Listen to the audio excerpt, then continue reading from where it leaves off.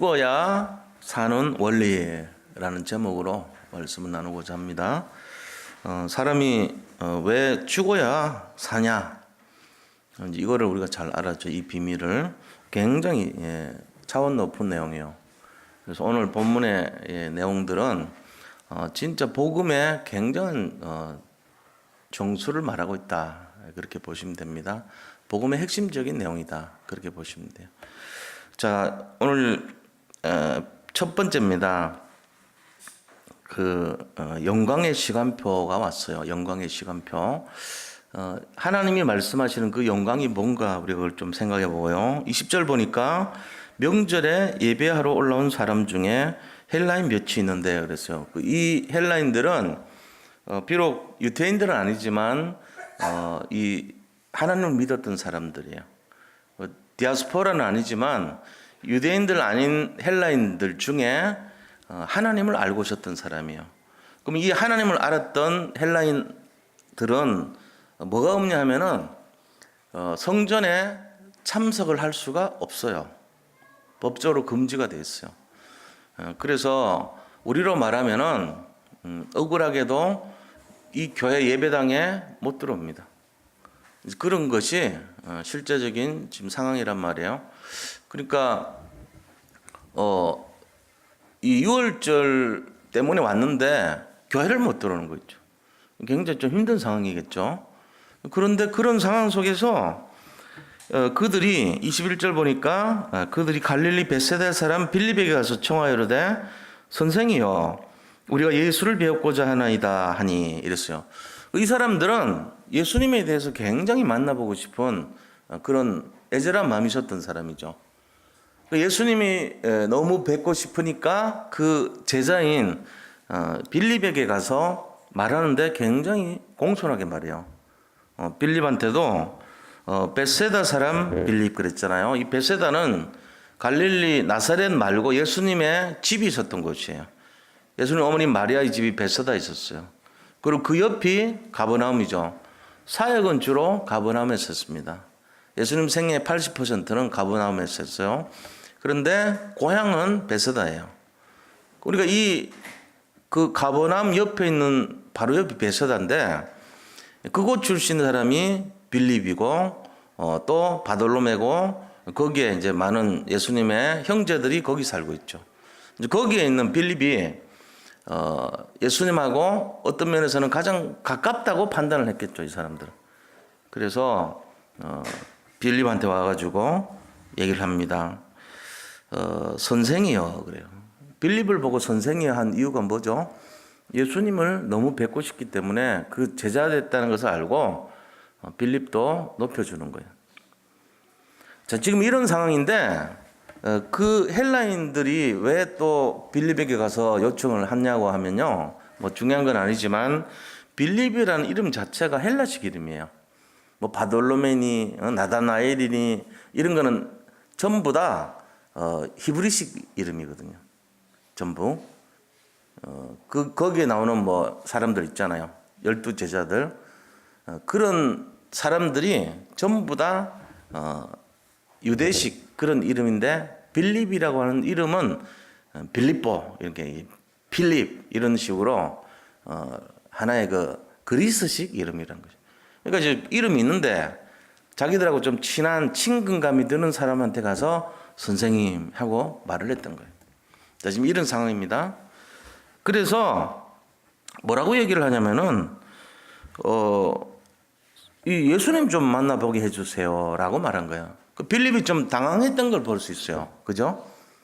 바로 예 그러시죠 이렇게 안 하고 좀 멈칫 생각하고 띵 한 거예요. 뒤통수 한 대 맞은 것처럼. 아니 예수님을 만나러 보고 왔단 말이야. 그것도 헬라인이 그리스 사람이 와가지고 예수님 좀 만나보고 싶다 이렇게 얘기하는 거예요. 한 번도 그런 적이 없었어요. 그러니까 빌립이 뭐 어떻게 했겠어요? 당황해서 좀 안심이 되는 사람을 찾겠죠. 사람들이 이렇게 갑자기 어떤 일이 일어나면은 제일 먼저 하는 게 특히 결혼해가지고 신혼 초에 갓 결혼한 사람들이 길거리 가다 보면은 이렇게 서너 명 같이 가는 사람들 있어요. 애들 유모차 끌고 이렇게 친구처럼 같은 또래들이 같이 2명씩 이렇게 장도 같이 보러 가고 기저귀도 같이 사러 가고 뭐 같이 음식도 같이 먹고 이런 거 많이 보거든요. 왜 그런지 아세요? 앞으로 어떤 당황스러울 때 제일 먼저 가까이 하는 게 친구를 찾는 거예요. 사람들 심리가. 정보도 교환하고. 지금 이 빌립하고 가장 친한 친구가 안드레였단 말이에요. 그 이제 안드레한테 찾아갔어요. 찾아가서 얘기합니다. 22절에 빌립이 안드레에게 가서 말하고 분명히 여기는 기록 안 됐지만 우리 같이 주님께 같이 가자 이렇게 말했을 거예요. 친구니까. 우리도 많이 그러잖아요. 야, 저기 누가 예수님 만나자고 부탁하는데 그 말을 내가 가서 혼자 말하기가 좀 그러니까 너랑 같이 가자 이렇게 간 거야. 그래서 22절에 보니까 안드레와 빌립이 예수께 가서 여쭈니 그랬죠. 이제 가서 말씀드린 거예요. 그런데 23절에 이렇게 될 때 우리가 예상하는 말이 어떤 겁니까? 예수님이 그래 일로 모시고 가지 라든지 아니 안 돼 지금 내가 좀 볼 일이 있을 것 같으니까 그냥 좀 안 된다고 얘기해라. 이게 일반적인 상식적인 내용 아닙니까? 우리가 생각할 때 기대되는 말이 그런 거잖아요. 그런데 그런 얘기 안 해요. 뭐라고 얘기합니까? 그런 말 안 하고 이상한 말씀 또는 다른 차원의 얘기를 막 하는 거예요. 그게 이제 우리하고 좀 다른 거예요. 예수님의 말씀 속에는 이 땅에 예수님이 짧은 기간 3년 반이란 공생의 기간 동안에 담겨있는 농축된 메시지를 던지기 위해서 오는 말씀이에요. 근데 그 말씀을 하시는 거예요. 예수님은. 제자들이 뭐라고 얘기하든 말든 예수님은 일이 언약이 진행되고 성취되는 그 상황에 대한 말씀을 던졌어요. 거기서 이렇게 인간적인 반응의 말씀을 하신 게 아니고 그냥 좀 생뚱맞은 식으로 갑자기 선포하는 선포적인 말씀을 하는데 나중에 보면 맞아요. 우리가 전체를 알 때 보면 맞는데 그때 상황으로 안 맞는 경우가 많아요. 지금도 그래요. 지금도. 뭐라고 얘기하셨습니까? 23절 보세요. 예수께서 대답하여 이르시되 인자가 영광을 얻을 때가 왔도다. 완전 생뚱맞은 얘기하는 거죠. 사람 만나러 왔다니까 그래 데리고 와라. 아니 나 바쁜데 이런 게 아니고 인자가 영광을 얻을 때가 왔구나 이렇게 말씀하시는 거예요. 우리가 알죠. 지금은 2000년 지나고 나니까 이게 무슨 말씀인지 이해가 되잖아요. 맞죠? 영광 얻을 때가 왔다는 말이 맞아요. 지금 이 헬라인 사람들이 누구의 모델인 줄 아세요? 누구의 모델이게요? 우리의 모델입니다. 이방인들의. 수많은 이방인들이 예수님을 믿기 시작했잖아요. 그 첫 열매가 이 유월절을 맞이해서 성전에는 예배를 드리러 못 왔지만 예수님을 찾았던 그 사람들이란 말이에요. 우리도 지금 예수님을 찾잖아요. 예수님을 만나고 예수님을 누리고 예수님을 전하고 이거 하잖아요. 이 사람들의 모습이 우리의 모습이란 말이에요. 이해가 되십니까? 그러니까 예수님이 당연히 그걸 알고 계시니까 미래를 알고 계시니까 뭐라 그래요? 인자가 영광을 얻을 때가 왔구나. 이 시작이란 말이죠. 전 세계 모든 사람들이 여러 세대에 걸쳐서 나를 믿을 것인데 이제 이 사람들이 찾아왔구나. 이 얘기 하신 거예요. 뭐 그들을 데려오라, 데려오지 마라 이런 우리의 생각이 아니고 예수님 다 알고 계시죠. 우리의 관심거리는 예수님 어떻게 대답하실까? 이 상황에서 옳은 말씀 어떻게 하실까? 이런 수준이란 말이에요. 우리는. 예수님 그 차원이 아니에요. 벌써 2000년 뒤의 상황을 얘기하시고 이제 시작됐나 보다. 이거 얘기하는 거예요. 언약이 시작됐나 보다. 언약이 성취되는 것이 시작됐나 보다. 만약에 그런 믿음을 갖고 지금 여기 계신 분들이 지낸다면 좀 차원이 다른 얘기할 거 아닙니까? 무슨 얘기 하겠어요? 이 문제가 해결될까 안 될까 이 수준이 아니라니까. 그 문제를 통해서 내가 받을 응답이 얼마나 큰 것이고 그 문제를 통해서 받을 내 축복이 얼마나 큰 것이고 그 문제 때문에 받을 은혜가 얼마나 큰 것인지를 우리 알 겁니다. 우리는. 그걸 얘기할 수 있어야 돼요. 암이 걸렸어. 아니면은 무슨 질병에 걸려 있어. 안 그러면 막 부도가 날 정도로 어려운 상황이 와. 그러면 우리는 어떻게 합니까? 우리는 이거 어떡하지? 이 문제 어떻게 해결하지? 큰일 났네? 이런 수준이에요. 우리는. 근데 이 언약 성취의 비밀을 아는 사람은요, 이것 때문에 내가 받을 은혜가 얼마나 큰 것이고, 이것 때문에 받을 축복이 얼마나 클 것이고, 이것 때문에 받을 능력이 얼마나 큰 것인가를 아는 거예요. 그 차원이 돼야 돼요.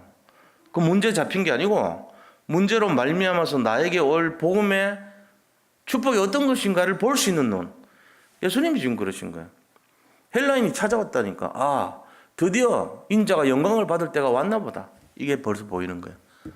십자가에 매달리고 이런 거 다 알고 계셔요, 지금. 그런데 그 얘기 하시는 거 있죠. 자, 그러면서 뭐라고 얘기하십니까? 24절 보니까 내가 진실로 이러면서요. 완전 이제 하나님 그리스도의 영광의 시간표에 있어야 될, 반드시 따라야 될 고난에 대한 내용을 하시는 거예요. 지금 십자가의 죽으심을 예표하고 있어요. 그러니까 이 영광은 세상이 주는 영광이 아니라는 거죠. 이게 무슨 영광입니까? 언약에 따른 영광이 온다는 거예요. 이제 십자가의 고난이 있어야 되고, 여러 가지 아픔도 있어야 되고, 절망도 있어야 되고, 상관없다는 거예요. 부활이 있다는 거예요. 이제 거기에 대한 내용들을 예수님께서는 시간표를 바라보면서, 아, 영광의 시간표가 다가오고 있구나. 그 영광의 시간표를 위해서는 얼마나 엄청난 고통을 치러야 되는지 아시는 거죠. 그러니까 이게 하나님의 계획대로 지금 진행되는구나. 여기에 대한 내용을 했어요. 세상 사람들이 주는 영광이면은 겁을 먹어야죠. 아, 저 사람들이 이제 신호인데 내가 십자가에 매달릴 고통의 시간표가 오구나, 점점 다가오구나, 너무너무 힘들구나, 이래야 되는데 그런 거 아니에요. 예수님 그런 말씀 안 하셨죠. 지금 영광의 시간표가 다가오는 거예요. 이걸 먼저 보신 거예요. 자, 우리는 어떤 선택할 겁니까? 내가 내 인생 미래를 다 알고 있다고 치자고요. 사람이 찾아올 때는 내가 영광 받을 거 알아요. 근데 거기는 반드시 십자가의 고통이 시작되는 거, 죽음이라고 하는 고통이 시작되어야 되는 것을 알고 있는 거예요. 그런데 우리 입에서 나오는 고백이 뭐 어떻게 돼야 된다고요? 아, 나 이제 죽으러 가는구나. 나 이제 고통의 시간표로 가는구나. 이거 안 했어요, 예수님이. 23절 고백 먼저 한 거예요. 쉽지 않은 내용이지만 23절 고백을 했잖아요. 인자가 영광을 얻을 때가 왔도다. 이거 먼저 얘기한 거죠. 우리 성도님들, 세상에 어려움 없는 사람 한 명도 없습니다. 그런데 우리가 무엇을 보고 무엇을 언약으로 잡아야 될 것인가? 영광, 인자의 영광 얻을 때가 왔도다. 그리스도께서 영광을 받는 그쪽을 선택해야 돼요. 고통을 바라보고 어떡하지? 내가 십자가에서 못 박힐 건데, 피를 다 흘리고 죽을 건데, 이거 바라보고 걱정하면 안 돼요. 주로 그렇게 살았잖아요. 그거 하지 마세요. 이거 다 내려놓고 하나님께서 인자가 영광을 받을 때가 왔도다, 이 고백을 먼저 잡으시기를 축복합니다. 이게 돼야 돼요. 영광의 시간표래요. 그래서 첫 번째가 영광의 시간표란 말이에요. 두 번째입니다. 그럼 큰 두 번째 뭐를 봐야 되냐? 죽어야 사는 원리입니다. 우리는 죽어야 살아요. 24절에 보니까 뭐라고 되어 있어요? 내가 진실로 너에게 이르노니 하늘의 밀이 땅에 떨어져 죽지 아니하면 하늘 그대로 있고 죽으면 많은 열매를 맺느니라. 이랬습니다. 죽어야 사는 원리를 얘기하고 있는 거예요. 그리스도의 영광이란 것은 죽어서 하늘의 싹이 완전히 이 하늘의 밀알이 거의 죽어서 싹을 다시 죽은 걸로 끝난 게 아니죠. 죽음 그 속에서 파릇파릇한 싹이 돋듯이 부활하셨잖아요. 죽어야 되는 거예요. 죽는 그것 때문에 생명이 다시 소생하듯이 예수님은 하늘의 밀알처럼 그 아리마대 요셉이 만드는 무덤 속에 누워 계셨던 거예요. 죽음으로. 그죠? 그리고 3일 만에, 사흘 만에 부활하셨죠. 죽어야지 사는 원리를 말하는 거예요. 이게 바로 기독교인들이 왜 순교하는지에 대한 이유입니다. 우리는 죽어가면서까지도 여기에 대한 분명한 메시지를 갖고 있기 때문에 죽음이 끝이 아니라는 것을 알고 있습니다. 그래서 여기에 우리가 중심을 걸고 생명을 거는 거예요. 만약에 기독교가 그래서 죽어버리는 끝나는 종교라면 누가 순교하겠어요? 솔직한 얘기로.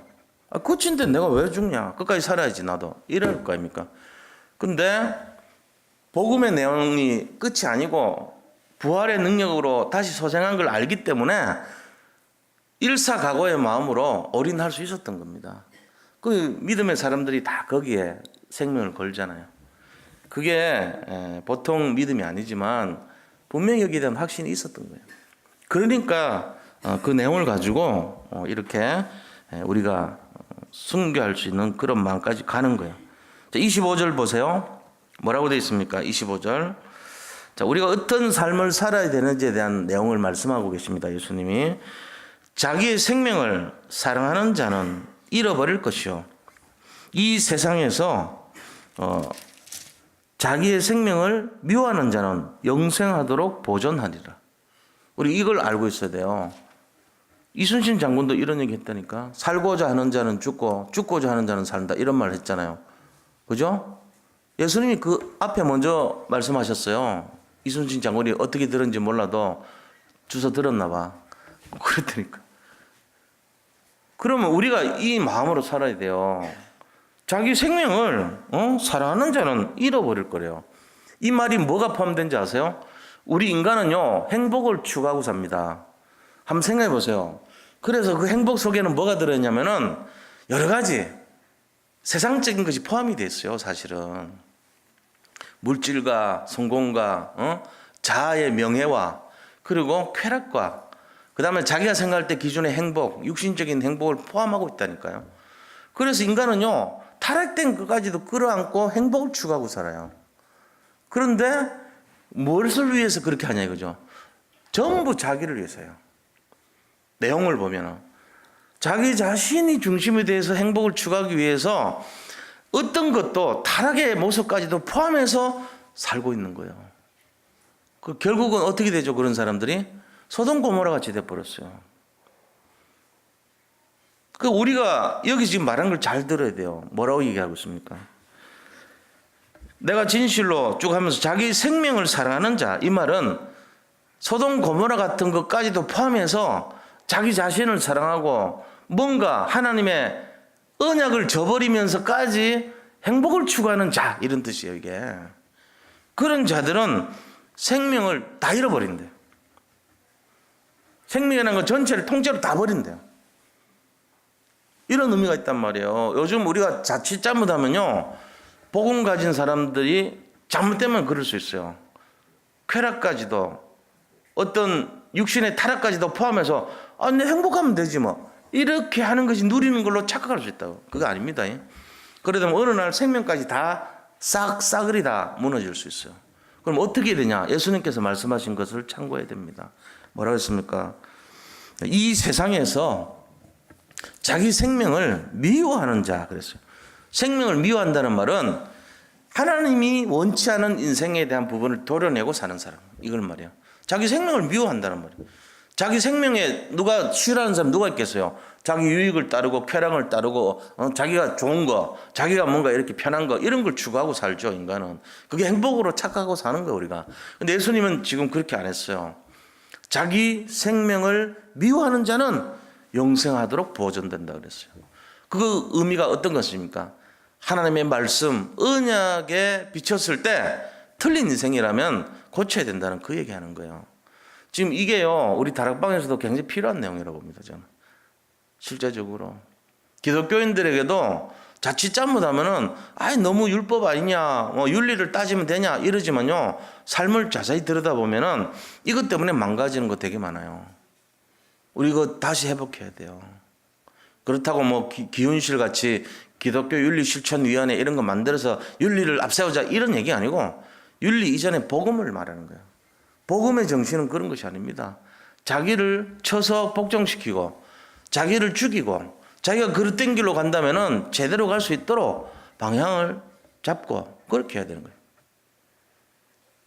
제가 지금 살을 빼봐가 뭐 할 거예요? 제가 이 나이에 60 다 되는 나이에.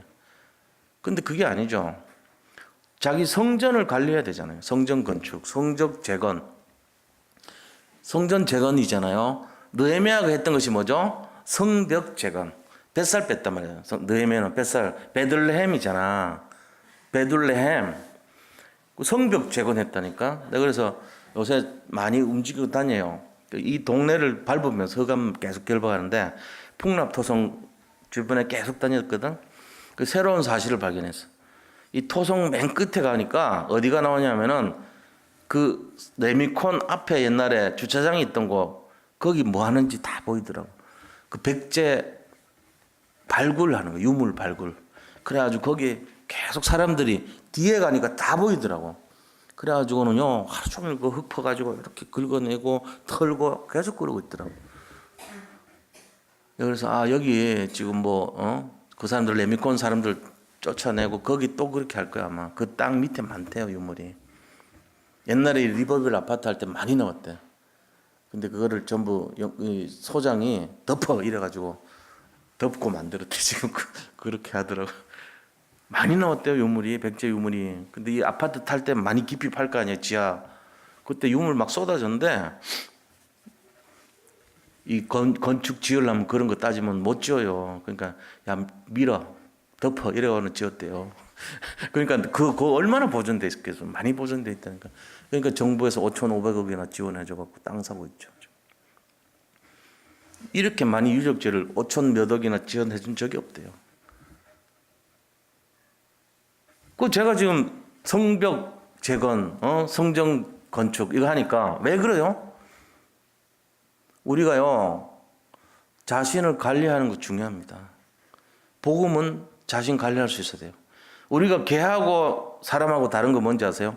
원숭이하고 사람하고 다른 게 뭔지 아세요? 동물은요 주변 관리 못합니다. 되는 대로 삽니다. 짐승같이. 사람은요 사람하고 옛날에 내가 책을 읽었는데 거기 나오더라고. 사람이란 무엇인가? 그 책을 쭉 읽어보니까 인간이 무엇인가에 대해서 쫙 나와 있어요. 인간과 동물의 차이. 인간은 자기 주변을 발전시킬 수 있는 능력이 있대요. 동물은 그 능력이 없어요. 본능 갖고 살아요. 사람이 딱 가면요 거기를 변화시켜요. 깨끗하게 하고 주변을 정돈하고 발전시키고 정리가 되고 발전시키고 또 뭡니까? 그거를 더 확장시키고 그 다음에 거기다가 뭔가를 가미를 하고 그 다음에 첨단으로 나가고 이런 걸 할 수 있는 게 인간이에요. 근데 그 능력이 안 된다. 내가 파괴된 사람이죠. 짐승 같은 상태예요. 그럼 그 사람이 뭘 하겠어요? 그 정신 문제 가지고 아무것도 못합니다. 할 수가 없어요. 그럼 어떻게 해야 되죠? 어떻게 해야겠냐? 이 복음으로 살아야죠. 회복해야죠. 마찬가지예요. 인간이기를 거부하는 사람들의 행동이 어떻게 살아요? 짐승같이 살아요. 짐승은 어떤 원리죠? 약육강식. 강한 놈이 약한 놈을 죽입니다. 그리고 적자 생존이라고 그럽니다. 적응하는 자는 살아남아요. 그리고 이전투구라 그러죠. 진흙밭에서 개가 전쟁을 치른다고 그러잖아요. 그 짐승같이 그래요. 개들이 사는 모습은요 전부 다 싸움밖에 모르고요 쟁취하고 그냥 먹고 뭐 즐기고 그냥 자손을 번성하게 낳고 이런 거밖에 몰라요. 먹고 자고 뭐 뒹굴고 이런 거밖에 몰라. 개돼지 같은 인생 되는 거예요. 그러면 인간은요 변화의 주역이 됩니다. 하나님을 품고 있는 하나님의 창조의 능력을 소유하고 있습니다. 그래서 자기가 잘못된 거는 갱신할 수 있어야 돼요. 그게 아니면은 영적 문제 걸려 있는 거예요. 상황이 빨리 갱신해야 돼. 안 그러면 아무짝에도 쓸 수 있는 사람이 안 돼요. 우리 성도님들도 마찬가지입니다. 인간의 길을 포기하고 살지를 마시기 바랍니다. 오늘 여기 나오잖아요. 자기 생명을 미워하는 자가 돼야 돼요. 그럼 뭔 말이냐? 자기 자신이 지금 잘못돼 가고 있는데 타락의 길로, 틀린 길로, 짐승 같은 길로, 막 사는 길로 가고 있다. 그걸 방치하면 안 돼요. 갱신해야 돼. 그런 사람에게 하나님이 영생하도록 보존한다 그랬잖아요. 그거 안 되면 우리가 할 수가 없어요. 그거는. 예를 들어 여기 계신 분들이 자꾸 그런 인생이 된다면은 그 성공하겠어요? 그 인생이? 실패합니다. 복음이란 건 뭐냐? 그런 걸 회복할 수 있는 사람을 말해요. 우리에게 정상적으로 다시금 회복시키는 능력이 복음 안에 다 있습니다. 그래서 오직이 되면은 유일성의 응답이 오고 재창조라는 능력을 주게 돼 있어요. 근데 이게 말로만 되면 안 돼요. 실제적으로 자기한테는 하나도 안 나타나고 다른 사람한테만 그러면 안 되죠. 제가 그런 거 아닙니까? 예를 들어 제가 만약에 맨날 당하고 힘들고 타락 속에 가고 목사라는 자가 그렇게 살면서 남 보고 갱신하라 그러면 말이 안 되죠. 그럼 저부터 시도를 해봐야 될 거 아닙니까? 재창조의 능력을 저가 사용해봐야 될 거 아닙니까? 그래서 농담처럼 하지만 실제로 한번 도전해보는 거예요. 저는 마찬가지입니다. 계속적으로 전도자로서 또 이 교회를 정말로 이끌어가는 영적 리더로서 리더십의 모습이 뭐냐? 내가 먼저 모범이 되는 게 리더십이에요. 최고의 리더십은. 그거 안 되면은 손가락질해요 사람들이. 앞에서는 따라주는 척하지만 뒤돌아서면은 아무도 인정하지 않습니다. 그 사람을 갖고 어떻게 보겠습니까? 취급도 안 하죠. 그러다 보면 어떡하겠어요? 소외된 인생 되는 거예요. 네가 뭐 솔직한 얘기로 너를 볼 때, 저를 볼 때 네가 아무리 얘기해봐라, 네부터 잘해라 이래 놔버리면 큰일 나는 거예요. 그렇지 않아요? 김수경 권사님이 저를 볼 때 우리 목사님은 진짜 복음 가진 사람이다, 전도자다 이래야 되는데 띵띵한 게 니나 잘해봐라 이래라고 맨날 그래요. 내가 지금 찬송 인도하기 때문에 오기는 온다마는 언젠가는 나도 안 올 거야 이런 마음으로 본다면 저 얼마나 슬픈 인생 되겠어요. 그 1, 2년 지나면 다 안 되니까 사람이. 서로 사랑받기 위해 태어난 사람이 돼야 되는데 손가락질 받기 위해 태어나고 저주받은 인생 되고 무능력 무기력의 최고가 되고 그것만큼 슬픈 인생이 없다니까요. 빨리 갱신해야 됩니다. 저도 맨날 누워있다가 올 때마다 미안한 거 있죠. 장로님 우리 강 장로님 맨날 여기 살피고 하루 들르면은 내가 하루 종일 피곤하니까 누워있다고. 내가 어느 날 생각한 거야. 목사가 돼가지고 이런 모습 보이면은 장로님이 나를 어떻게 보겠냐 말이지. 내가 이거 힘들어. 내가 너무 힘들지만 이래갖고는 안 되겠다. 낮에 누워있는 거 갱신하자 이거. 내가 앉아서 어떻게 하든지. 내가 고등학교 때까지도 엎드려서 공부했어요. 앉아있지를 못해. 아파갖고. 내 인생이 맨날 이러면 되겠냐 말이지. 내가 이거 또 갱신해야 되지 않냐. 이러면서 이제 복음이 그렇단 말이에요. 자기가 편한 거, 자기가 힘든 거, 자기 어려운 거, 거기 안주하면은, 오늘 예수님 말씀했잖아요. 그거는 멸망받을 거라고 그랬잖아요. 근데 그게 아니고, 자기 생명을 미워하는 자. 다시 말하면, 내가 틀린 거, 내가 인간답지 못한 거, 내가 거기 자꾸 안주하려고 하는 거, 나의 연약한 거, 이거를 미워하라는 거예요. 그게 뭐가 미워하는 건데요? 식충해야지 밥 먹고, 움직이지도 않고, 이런 게 아니고, 진짜로 막 다니고, 도전하고, 갱신하고, 자기 미워해야 돼요. 내 입맛에 맞아 자꾸. 그럼 그거 줄여.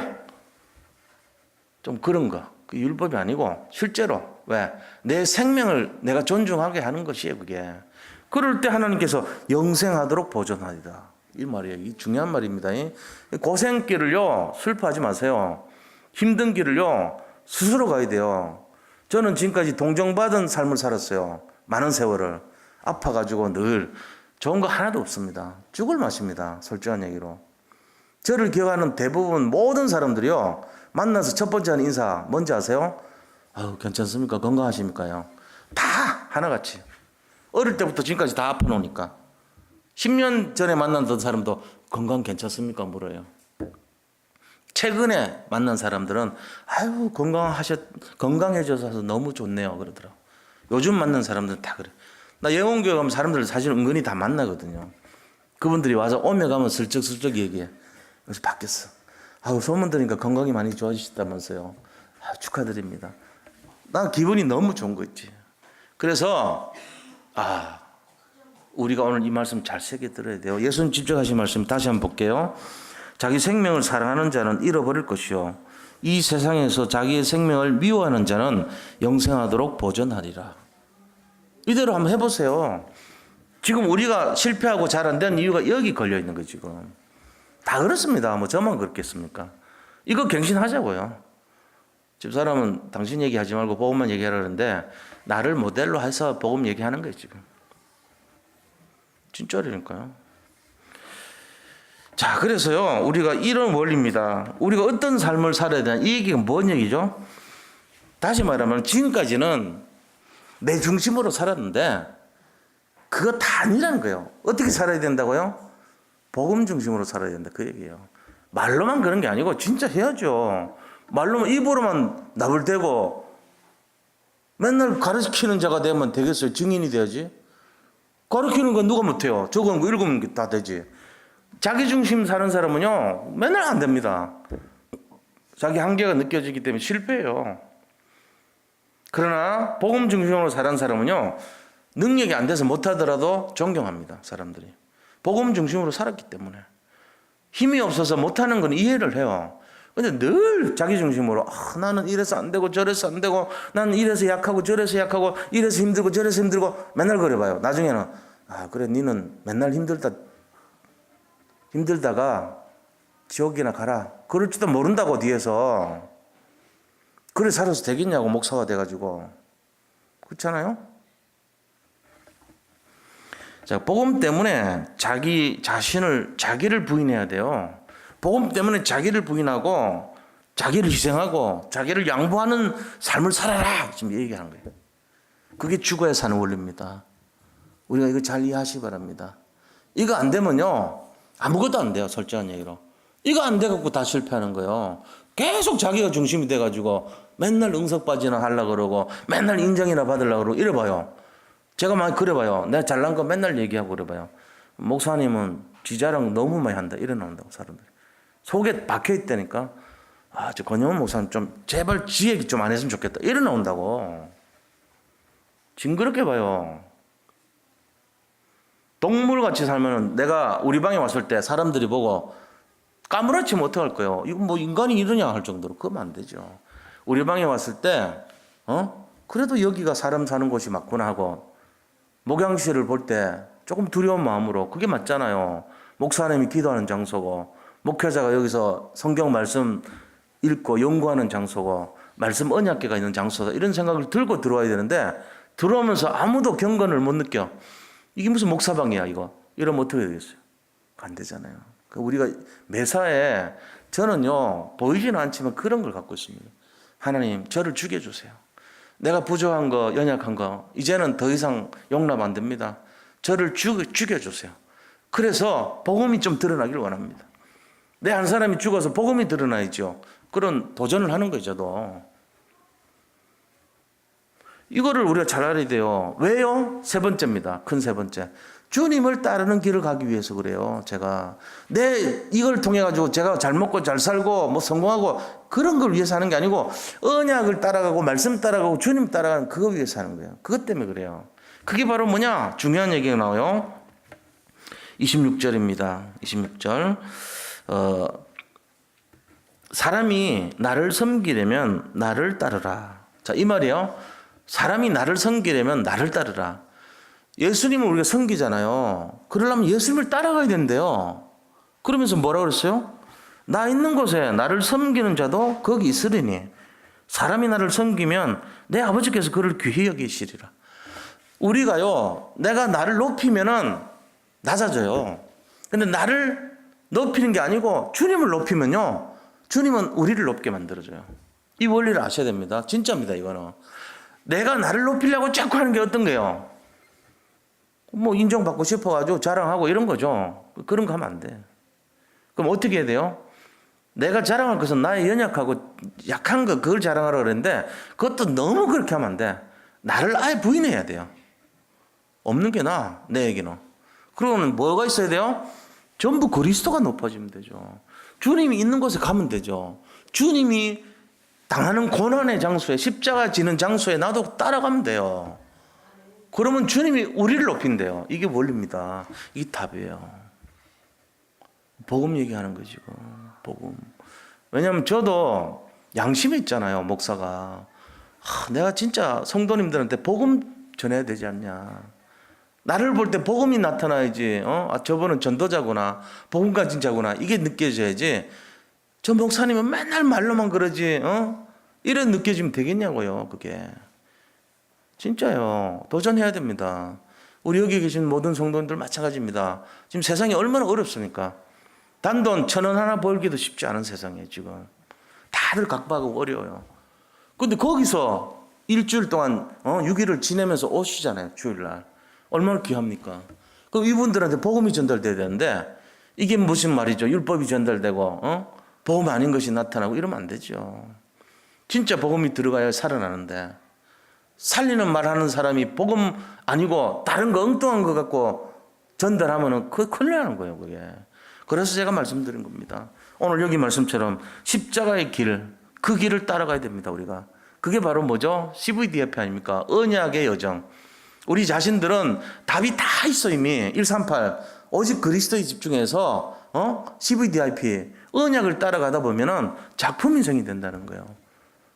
이런 메시지를 다른 데서 어떻게 알겠어요? 지금 기존, 설교 들어보면 아니잖아요. 솔직한 얘기를 우리끼리 하는 얘기가 아니고. 우리는 여기서 얼마나 간단하게 집약해가지고 138, 14, 24, 25, 00, 237 이런 것까지 쫙 나와 있죠. 62가지 안에 다 들어있죠. 눈만 조금 열어버리면 다 답이 나와요. 근데 이거를 가르치는 자의 모습이 되면 큰일 나는 거예요. 증인의 모습으로 써야 돼요.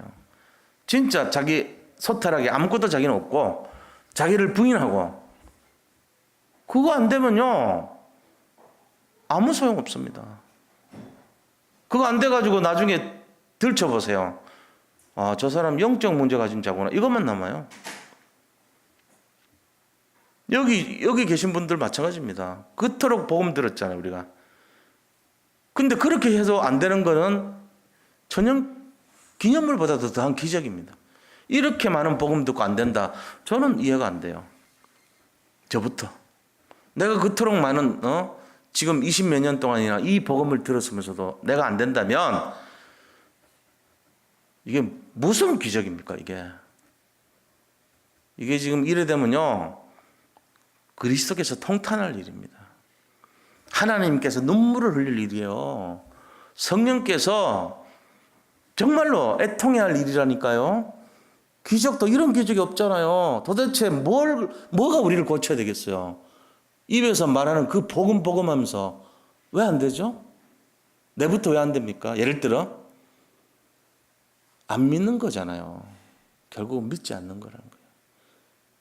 안 믿고 흉내만 내는 식으로 하니까 안 되는 거예요.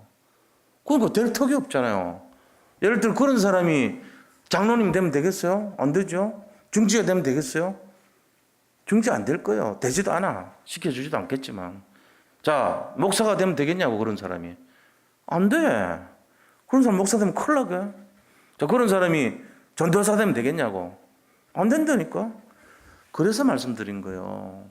우리가 진짜 겸손하게 복음 가지고 아무것도 없이 자기를 부인하고 하나님이 가는 곳에, 그리스도가 가는 곳에 따라가야 되고, 그리스도가 행하는 고통에 내가 참여해야 되고, 그리스도가 믿는 그 자리에 내가 있어야 된다. 그 얘기 하신 거예요, 예수님 지금. 말씀을 따라가라.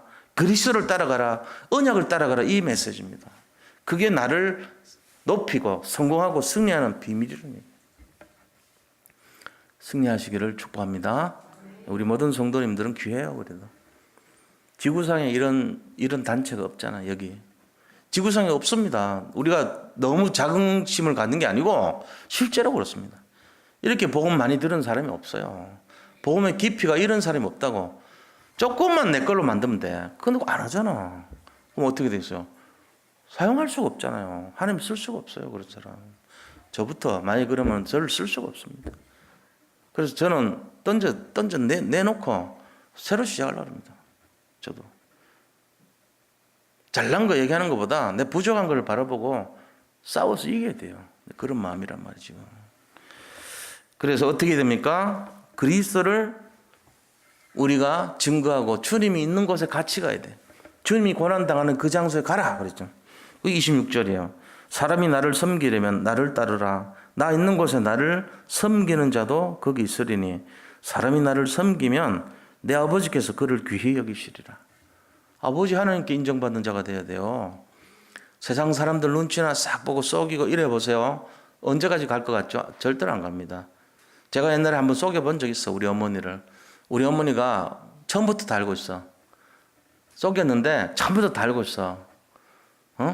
그러고는 한 3년 지났는데 톡 얘기하더라고. 3년 전부터 지금까지 다 알고 있어, 속인 거. 내가 부끄럽더라고. 엄마라는 존재가 그런 거예요. 애가 문 닫고 해서 뭔 하는지 다 알아요, 벌써. 모른 척 해주는 것일 뿐이에요. 아, 저 사람 상태가 어떠구나. 엄마는 다 압니다, 애들. 아, 요것이 지금 문 닫고 게임하구나, 뭐 하구나. 다 압니다.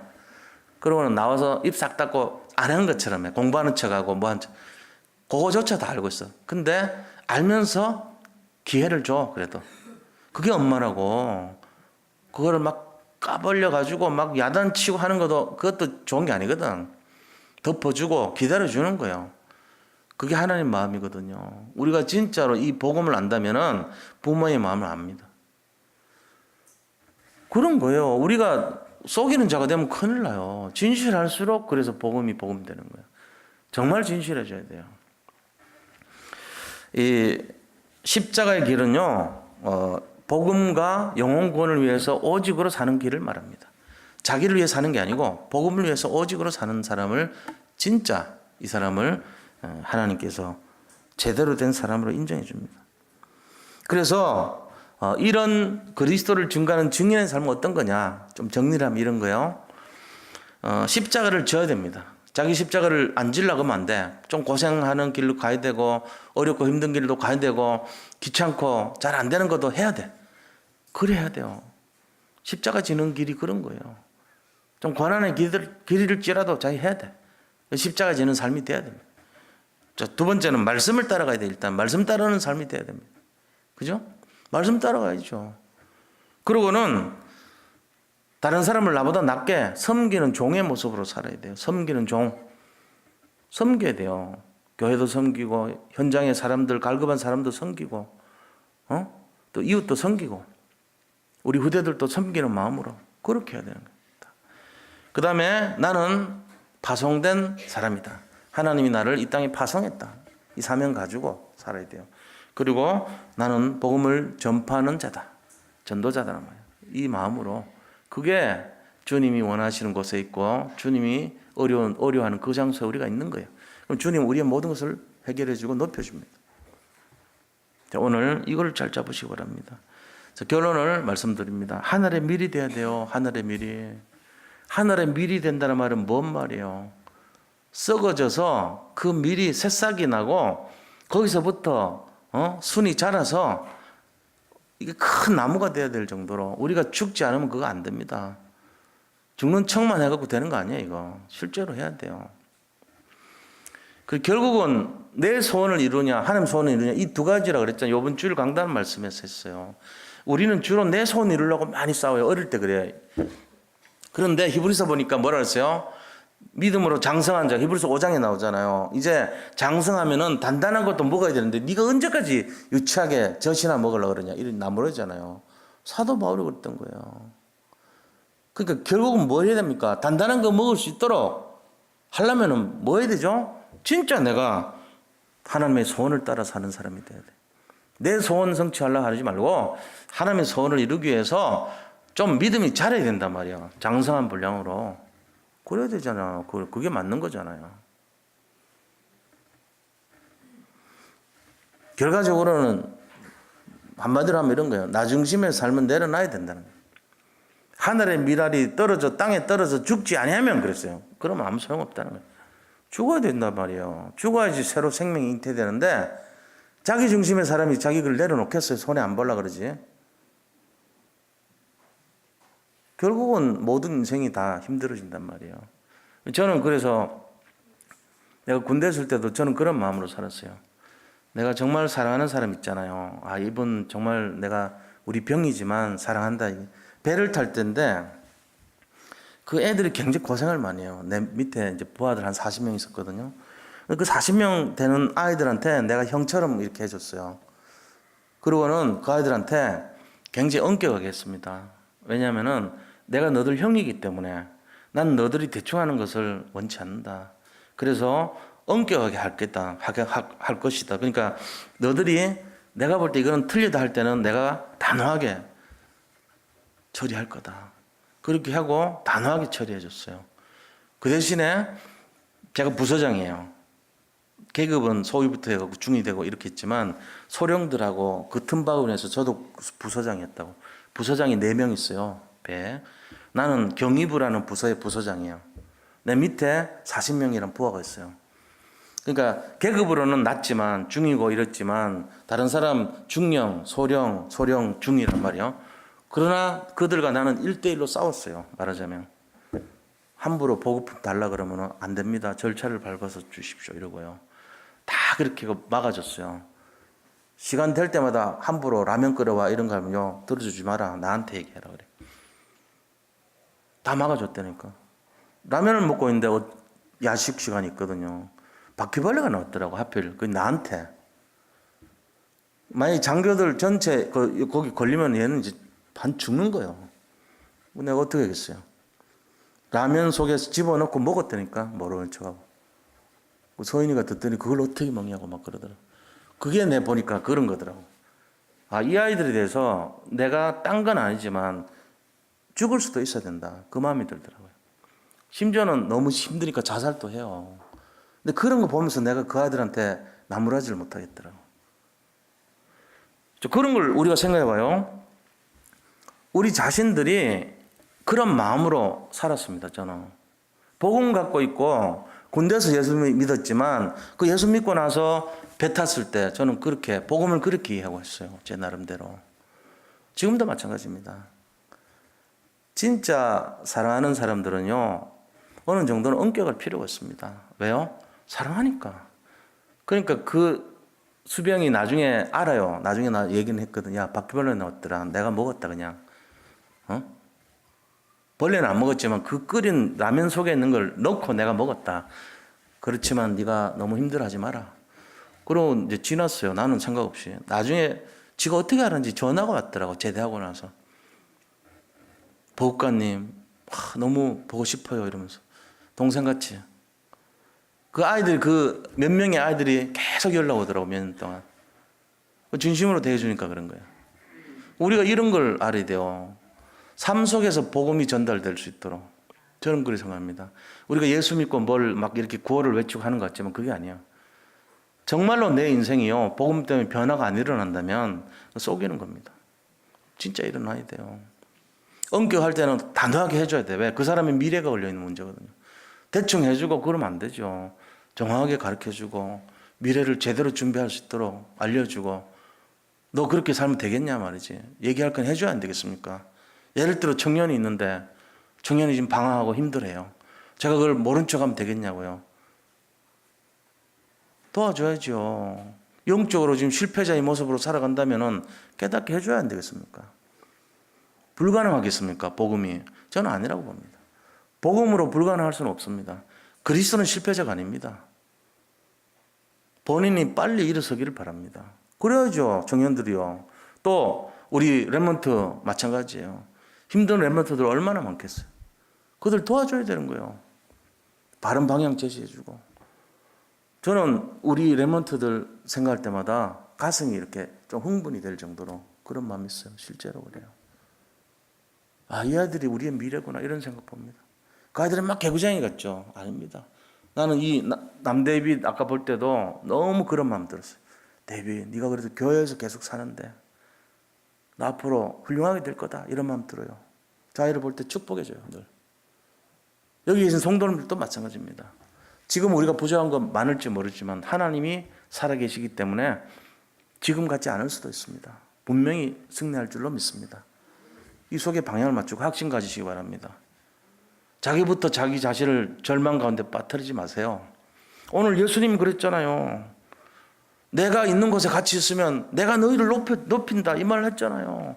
주님이 가는 길 따라가면 돼요. 우리가 언약의 여정이에요. 그게 이것만큼 확실한 답 없죠. 그리고는 내가 죽으면 돼요. 내가 힘들고 어려운 거 안 하려고 하지 말고 해요. 그게 갱신이에요. 하늘의 미랄이 죽지 않으면 아무 일 안 일어나요. 죽어야 된다 그래요. 그래야지 그 고난을 딛고 부활의 능력으로 회복되는 거예요. 오늘 이 밤에 승리하는 최고의 날 되시기를 축복합니다. 이거 잡아야 됩니다. 그래서 나 중심 내려놓고 복음 중심으로 그리스도 중심으로 승리하시기를 축원드립니다. 하나님 감사합니다. 오늘 우리가 이 잡은 말씀을 통해서 최고의 응답을 누리는 시간표가 되기를 원합니다. 하나님께서 우리와 함께 하시고 능력으로 붙들어 주셔서 이 시대를 살리는 최고 언약의 증인으로 세워지게 하여 주옵소서. 모든 것을 감사드리며 예수 그리스도 이름으로 기도드립니다. 아멘.